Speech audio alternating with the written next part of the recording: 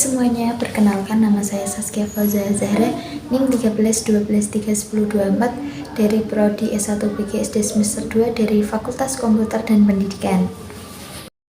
Assalamualaikum warahmatullahi wabarakatuh. Selamat pagi anak-anak, apa kabarnya hari ini? Oh baik, terima kasih. Apakah kalian sudah siap untuk pembelajaran pada pagi hari ini? Sebelum kita belajar, mari kita berdoa dengan kepercayaan masing-masing. Berdoa mulai. Amin. Sebelum pembelajaran dimulai, kita ice breaking dulu ya anak-anak. Ice breakingnya yaitu tepuk semangat. 1, 2, 3, tepuk semangat. Semangat. Baik. Selanjutnya Ibu akan membacakan tentang tujuan pembelajaran. Yang pertama yaitu menyusun daftar pertanyaan. Yang kedua, mengajukan pertanyaan untuk mengklarifikasi pemahaman. Dan yang ketiga, serta meminta penjelasan tentang informasi dengan lebih rinci. Apakah kalian sudah tahu apa itu mengajukan pertanyaan? Ibu akan menjelaskan tentang mengajukan pertanyaan. Mengajukan pertanyaan adalah sebuah tindakan mencari informasi, klarifikasi, dan pemahaman lebih dalam tentang suatu hal. Pertanyaan dapat juga diajukan kepada diri sendiri, orang lain, sumber informasi seperti buku atau internet, dan pakar. Selanjutnya, Ibu akan menjelaskan tentang jenis-jenis pertanyaan. Yang pertama yaitu pertanyaan tertutup. Pertanyaan ini dapat dijawab ya atau tidak. Contohnya, ada si A bertanya, apakah ibu kota Indonesia itu adalah Jakarta? Kemudian si B menjawab, ya, ibu kota Indonesia adalah Jakarta. Selanjutnya ada pertanyaan terbuka. Pertanyaan ini membutuhkan jawaban yang lebih panjang dan deskriptif. Contohnya ada si A bertanya, menurutmu apa yang menyebabkan terjadinya banjir? Kemudian si B menjawab, menurutku karena curah hujan yang tinggi, hujan lebat yang berkepanjangan, atau hujan deras dalam waktu singkat dapat menyebabkan banjir. Selanjutnya yaitu pertanyaan menantang. Pertanyaan ini mendorong kita untuk berpikir kritis dan kreatif. Contohnya si A bertanya, jika kamu memiliki kekuatan super, apa yang kamu pilih dan kenapa? Si B kemudian menjawab, aku akan memilih bisa terbang seperti burung karena aku ingin melihat bagaimana indahnya langit dan bumi. Selanjutnya ada pertanyaan klarifikasi. Pertanyaan ini diajukan untuk memastikan bahwa memahami apa yang sudah kita pelajari. Contohnya si A, bisakah kamu jelaskan lagi apa yang dimaksud itu fotosintesis?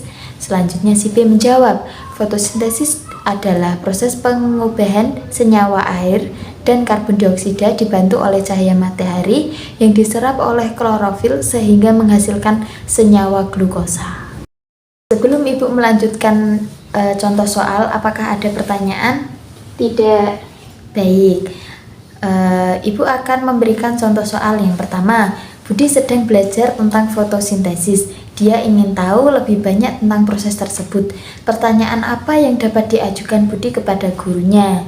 Ibu akan beri waktu 1 menit untuk kalian untuk berpikir apa pertanyaan yang sesuai untuk diajukan kepada guru.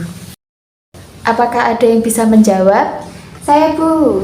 Baik, Mbak Emil, silakan. Apa itu fotosintesis? Bagaimana fotosintesis terjadi? Ya. Apakah hasil dari fotosintesis? Iya, benar.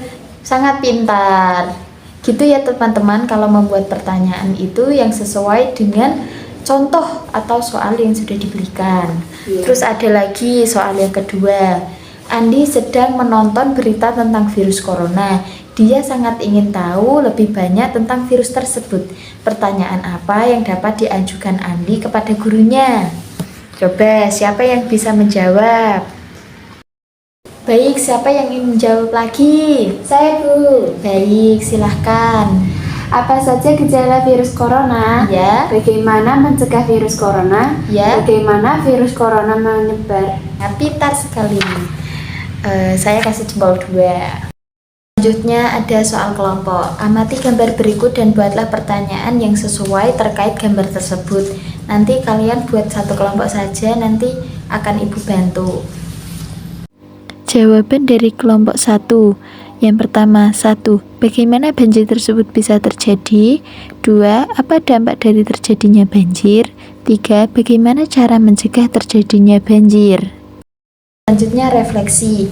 Mengajukan pertanyaan merupakan salah satu keterampilan penting yang perlu dimiliki oleh siswa. Mengajukan pertanyaan juga dapat membuka berbagai peluang untuk belajar dan berkembang. Kesimpulannya yaitu, mengajukan pertanyaan adalah cara yang efektif untuk mendapatkan informasi, klarifikasi, dan pemahaman lebih mendalam tentang suatu hal. Dengan mengajukan pertanyaan yang tepat, kita dapat belajar lebih banyak, mengembangkan pemikiran kritis, dan meningkatkan kemampuan komunikasi.